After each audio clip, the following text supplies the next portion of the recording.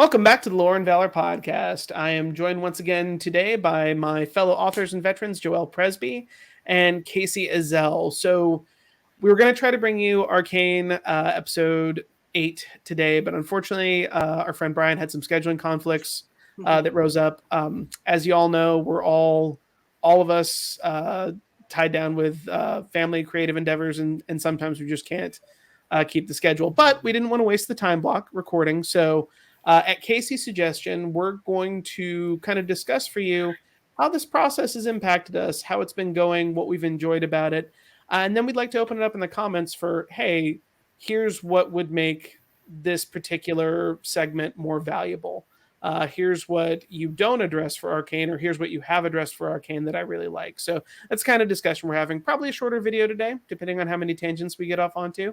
But again, we didn't want to miss a week and not provide you lovely viewers and listeners without any content. So Kacey, since it is your idea, I'm going to open up and let you lead off with how have you enjoyed this experience, and how it's impacted you as a writer, a creative, and a fellow YouTuber. You have your own channel that you're running at the same time. Yeah, I do. Well, thank you. So first of all, I've obviously enjoyed it. Otherwise I wouldn't keep coming back, because I'm, selfish like that. But we're all short on time. That's not selfish. Like, that's just realistic. Well, you got to prioritize, right? Yeah. I will say, first of all, I did not watch Arcane on my own, not because I wasn't interested in it, but it just never stuck out to me as something like, oh yeah, I have to put aside the time to do that. Because like you said, Justin, we're all busy people. We all have families, we all have day jobs, we all have creative endeavors that we're doing. And not to give you a poor me story, but I also just moved across the planet and retired from the military. So yeah. I've been a little bit busy. So I wasn't, just a few tectonic life shifts for you, just a few. Right. That's right. So anyway, like I said, initially Arcane, I was like, oh yeah, that looks cool, but it didn't stick out to me as something like, okay, I have to set aside time to watch this. So number one, I'm grateful to you and to Joelle for suggesting this and kind of giving me a reason to say, okay, yeah, I do need to sit down and watch this, because as a writer and as a storyteller, watching this show and looking at the storytelling mechanisms that the artists and the writers and the musicians and the actors utilize to, come together and create such a complete product has been extremely educational for me.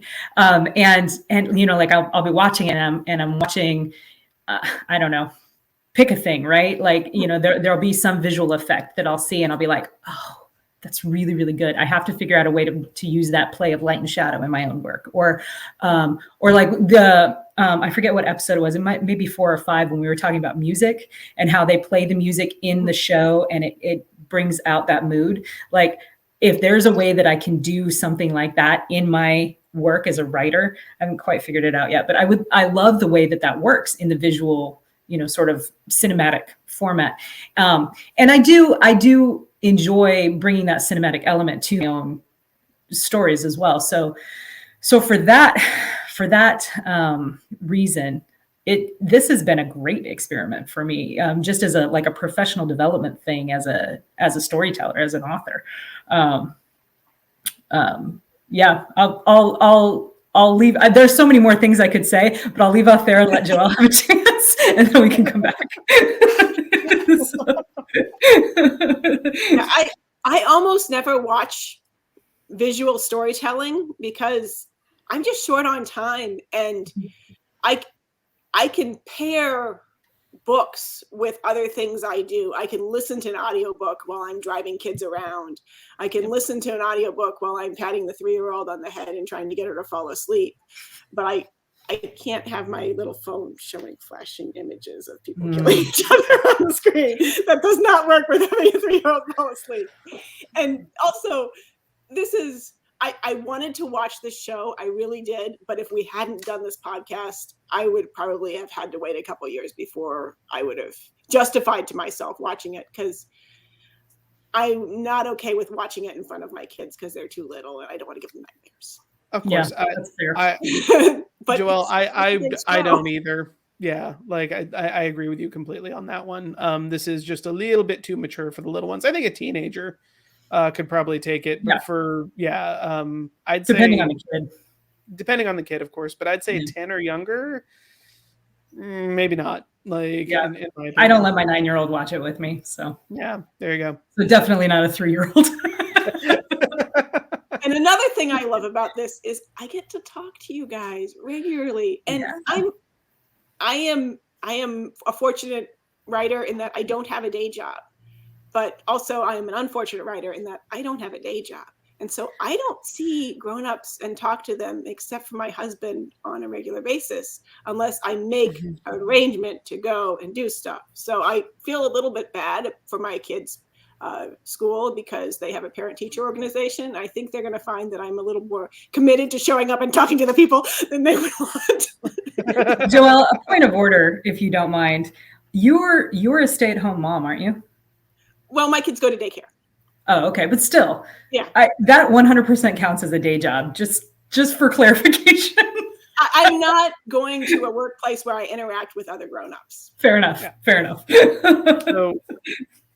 So not, I hesitate because I never want to seem like I'm speaking for my wife, but I can say with confidence that she's experienced that phenomenon herself. Yeah. Especially during my Army career. And even now that like she is focused, we homeschool. So she's really focused on educating our kids. And sometimes she's like, Justin, don't forget, you are going out with your day job at Lutron and selling lighting and controls to people all day long. And you may not like all of the people you deal with, but you do get human interaction all day long. And then you're trying to become a writer, which involves networking, so you're doing more effective sales work at night. I don't get that, like I'm not griping at you, like, and she doesn't, she's like, but just don't forget, like I don't get that human interaction. But I will say, Joelle, from my perspective, I still can empathize a lot because for me, I spend all day in my day job and then I spend the evening before the kids' bedtime with my family, which I love dearly. But this community is one that I only get to see in person once a year, maybe twice at a convention. So I'm not saying I started this podcast as an excuse to talk to all my writer friends. But it was a factor, I mean, that's part of why I started my channel. Was as an excuse to talk to all my writer friends. It's like we don't get to hang out enough, and we're all so busy that we even though we, there are some really great deep friendships that form in this community, but we don't feel justified meeting on a regular basis unless we're also doing something that has an effective purpose, and it's maybe we should be more comfortable just saying, hey, we're going to get together online and hang out. But if the excuse is we're going to record it and let other people watch it, I'm okay with that. I still get to talk to my friends. Yeah. Because we're all independent business people. And so we know if you don't produce something for people to buy, we have nothing to sell. There's not the support of you're part of a 50-person company where, you need to get the work done, but it's also okay to have once a month Waffle Fridays or whatever it is where people go out and hang out. Yeah, no, absolutely. Well, and then the other side to that, or the other piece to that, I guess, because it's the same side, but it's a different piece, is that part of my business plan as a writer is that I am trying to build a community of dedicated fans and friends, who are genuinely both, who are interested and invested in all of my work, that, they want to read everything that I write. They are interested and invested in me as a person, and that allow me to be interested and invested in them. And one of the centerpieces of that is YouTube. And so, that's the reason why I started my own channel. But this has been amazing because now I can steal Justin's fans and make them my fans as well. and Justin, right, and Justin can steal my fans and make them his fans as well, you know. So I mean, it also helps that we wrote a book together, but and are in the midst of another one, and are in the midst of another. In fact, I just sent you a scene. Plans for more, maybe. Who knows? We'll see. So when we're done with this, you have to check your email, Justin, because I've got a dogfight scene with your name on it. I do love your dogfight scenes. Little teaser there for, to be clear, I'm talking about aerial dogfighting, not actual dogs. Oh, good Lord. We don't do that. Yeah, no. But yes. You'll notice for all the terrible shit I'll write in my books, the dog never gets hurt. So. Yeah. That was, I think that was one of our friend Mona Lisa's requirements too, is that the dogs can't get hurt. Yeah, she checks doesthedogdie.com or whatever it is. Like Yep. Yeah, for sure. Whenever she for sure. But yeah, so the community aspect of this project has been, you know, has also been one of my favorite things about it, for sure. Yeah, I agree completely. Kacey, you touched on the value of Arcane just as a product for a writer specifically to consume, because I think Arcane is so good. It is one of those things that I would recommend to any adult with a shred of imagination. You know, that I'm like, you don't have to like steampunk, or you definitely don't have to like video games. You just have to be able to appreciate a good story. And I think the biggest thing I take from it is, like you said, the visuals and the atmospherics are all so great. And I love to try to incorporate that sort of thing in my writing. But what I find really inspiring is that they don't sleep on any named character. Yeah. Right? No one's a plot device. And that kind of effort, even stuff I really love, doesn't usually hit that level of like every single named individual you deal with for any length of time is so rich and so fully realized. And that as a writer inspires me a lot and challenges me to be like, oh, can you be that good when you write a book? Can you make your reader feel like everyone they deal with is someone they know? Well, they managed to take that proverb or maxim or you know, philosophy, whatever you want to call it, of every character is the hero of their own story, which originally was every villain is the hero of their own story, I think. But they expanded to every character. You know, we talked in the last episode about the character of Savika, Silka's number 2, and she absolutely could. They could 100% get away with having her be a throwaway character. Just a henchman. She's a henchman. She's the chief henchman, you know. But in the last 2 episodes, in a like extremely effective and minimalist, frugal use of time and screen time, they managed to make her a fully realized character that I want to know more about, and that I have like conspiracy theories about going on in my head, you know, like is she maybe accurate? Yeah, who's her dad? You know, like stuff like that. And I might not find out, because the truth is, she is probably not that important to the ultimate outcome of the story, but the parts of the story that she touches, they utilize that to make her so fully realized that that's what I want to do with my characters in my writing. I want them, even if you only see them for like, even if they're just a red shirt, right? You know, and I kind of love the red shirt phenomenon, especially because it's become a thing especially in the Four Horsemen universe that you know, that I participate in, that I'm one of the core authors in. It's like a big deal to be a fan of the Four Horsemen universe and be selected to have your name utilized by one of the authors as cannon fodder and get killed off on the page, right? Like people pay money for the ability to do that, for the opportunity to do that. And so a lot of money for charity has been raised that way. Yeah, for sure. And which is great, right? It's a great opportunity. Yeah, to be clear, they don't pay money to the author. They pay money for charity. These things get auctioned off. Thanks for helping. I'm sure there are some authors who just charge for it, but most Bain or Chris Kennedy authors, maybe, none of the Four Horsemen, for the most part. Yeah, none of the Four Horsemen authors do, because we're not allowed to.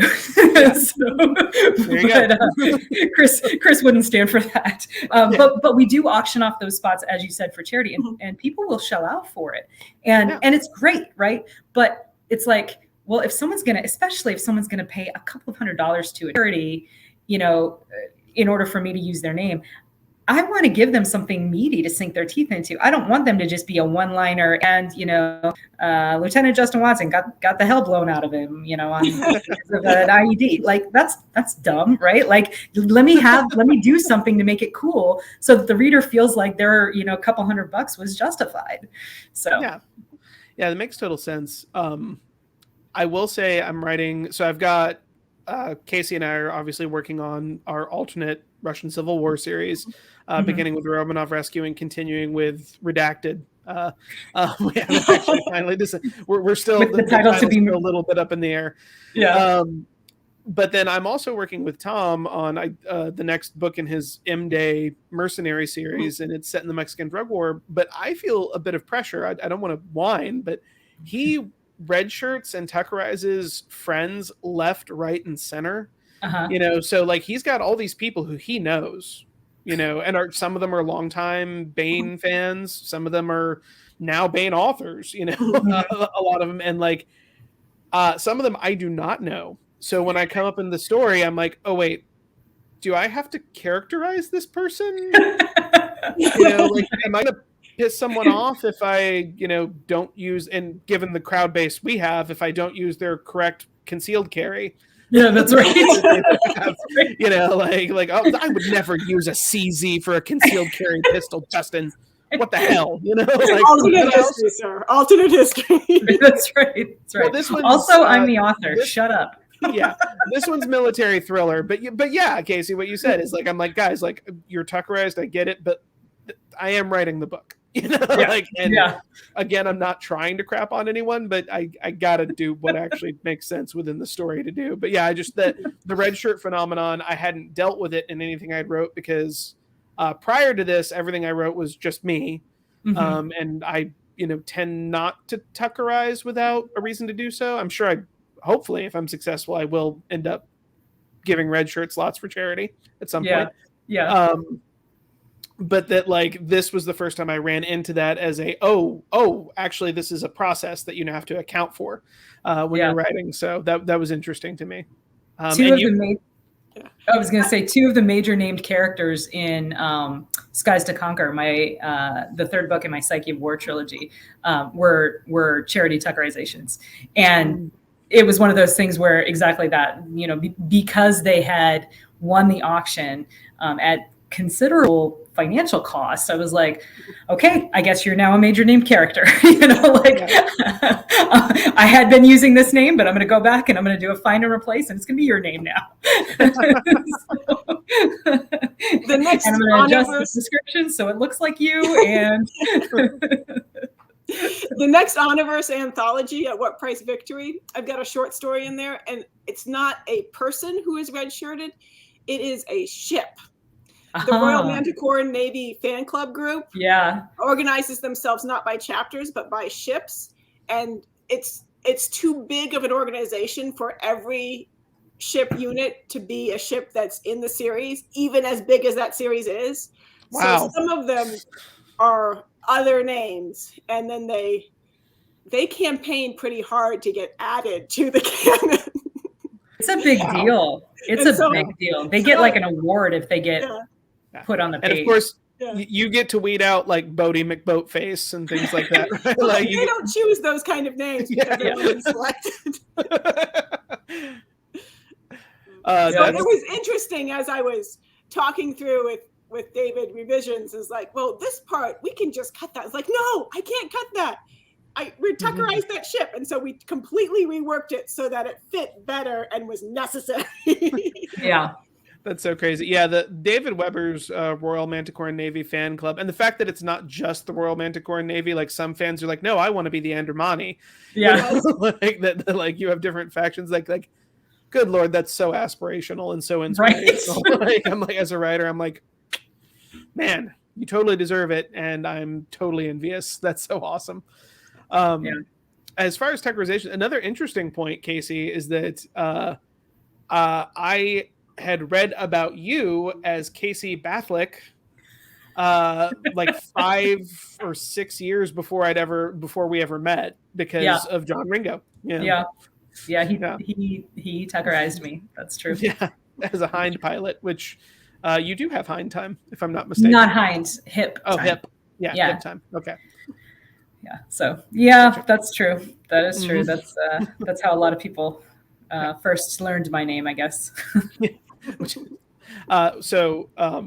It's Kacey Bathlick, and in point of fact, that goes to my point of like there are people Tuckerized as fans that are now writing No, for not Bane. right. Yeah. Yep.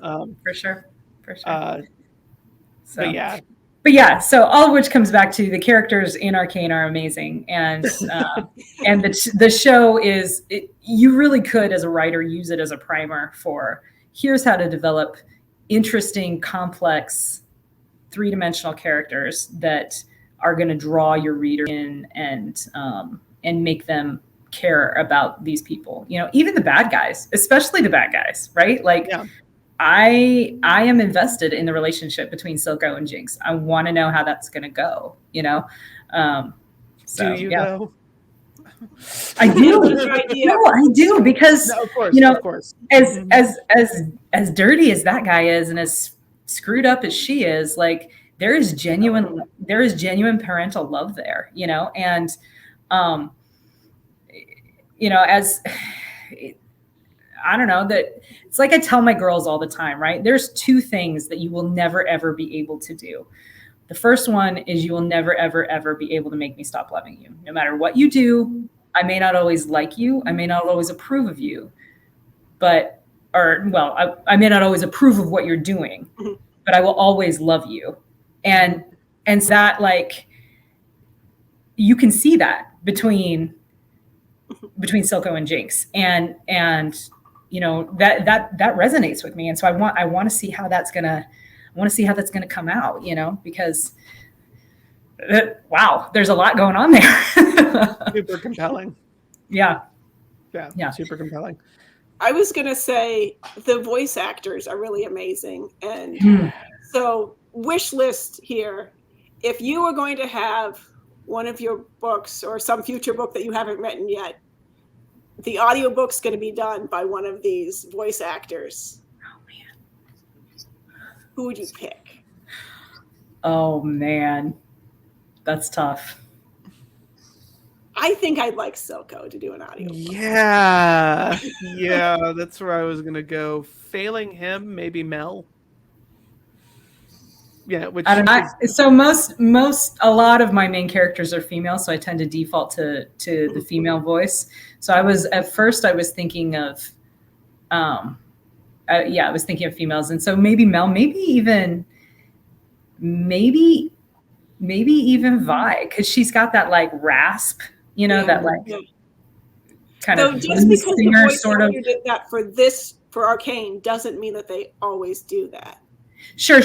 But I do enjoy voice actors enough to know. Yeah. This person actually has done 5 of the characters in Arcane, and I can't tell. right. Like it's The Simpsons or something. Yeah, no, that's a fair point, Joelle. And I'm actually kind of a moderate nerd for voice acting because I watch a lot of cartoons. And I was basically answering based off their character voice that we know in Arcane, which you're right, is not their limit. I would say I'd go further and say that for a sci-fi or contemporary story that has a very, I'll say, modern American feel to it, I would go with Vi, who is Haley Steinfeld Metz, who's a pretty successful actress in her own right. Her voice, I think, would be good for that. If it's high fantasy, I think I might lean towards Mel. And then Silco would be for something that in either direction, as long as it's gritty. You know, like is what I would get to. Like that's kind of how I would break it down. I just think the Vi voice would match really, really well with like, I mean, it matches great with the character of Vi, the rough and tumble, you know, but because she does have that sort of like I said, that sort of like blues singer rasp to her, she would make an excellent like Jessica Rabbit femme fatale type character too. You know what I mean? Yeah. So. In fact, specifically, I'm thinking of my story in my first Noir anthology. It's told from the point of view of the femme fatale, and in that voice, it would be, oh man, that'd be killer.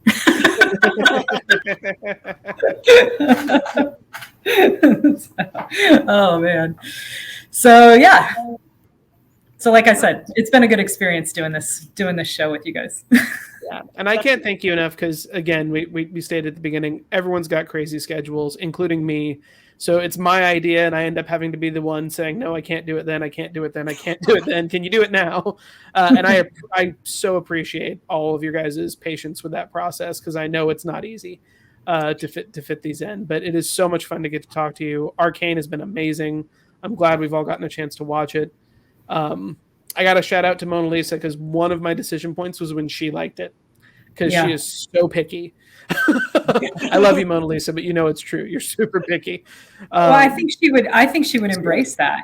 She has very high standards for storytelling, and very few properties live up to it. But it's cool that she liked Arcane and that she liked Shadow and Bone because I know you guys are doing a Shadow and Bone series together, which is pretty cool. Which has been a surprise for me. Like Arcane was a shock, don't get me wrong, but Shadow and Bone, a shock in how good it was. Shadow and Bone was something I went in saying, well, I will give this a try. And then I watched an episode 2 and I was like, okay, actually there's enough meat here. I would like to talk about this. And they do some surprising things in that show that Mona Lisa and I get into the weeds on one of our other segments in Shadow and Bone, which I will put a link to in the doobly-doo. Yep. Cool. Joelle, final thoughts before we do our normal closeout? No. Okay. When this posts, you will be able to. Yes.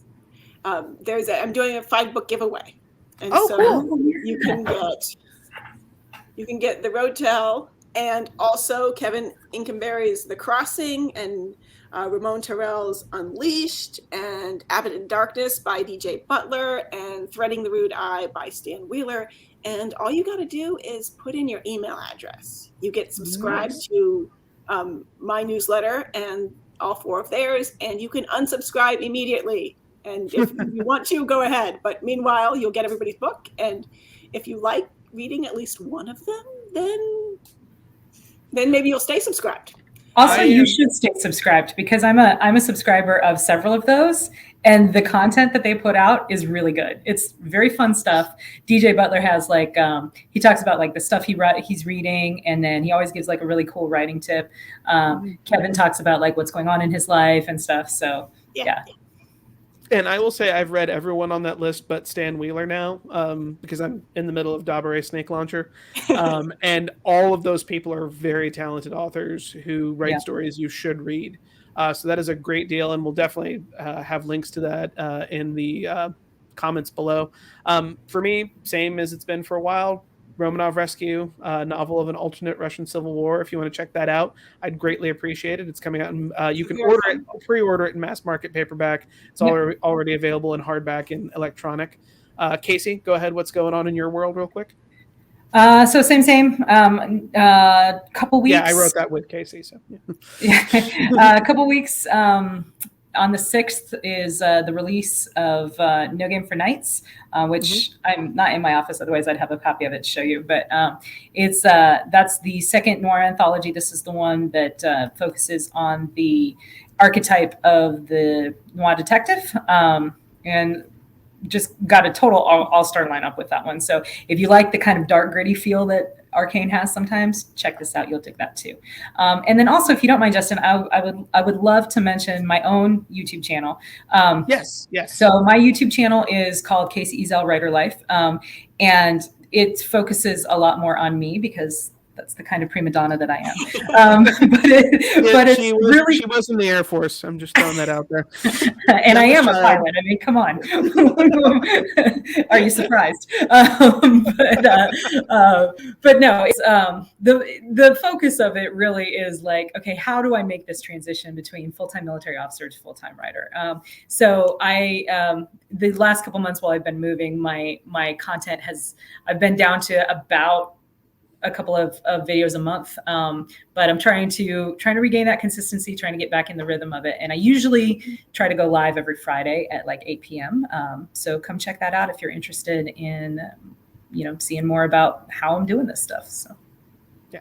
highly recommended. I try to tune in every time I can. Very often I get the live chats afterwards because, Friday night's kind of prime real estate. I know it's a tough, I might have to change Yeah. that time slot now that I'm back in the same, hemisphere as everyone else. Yeah. So anyway, guys, again, thank you so much for showing up and recording with me. It is always a pleasure to talk to you guys. And thank you for the awesome stories you read. I have enjoyed things both of you have written now. So I'm more than happy to vouch for both of you as badass authors. That is all the time we have for the Lore and Valor podcast today. Thank you so much for joining us. I hope to see you next time. And until then, keep up the fire.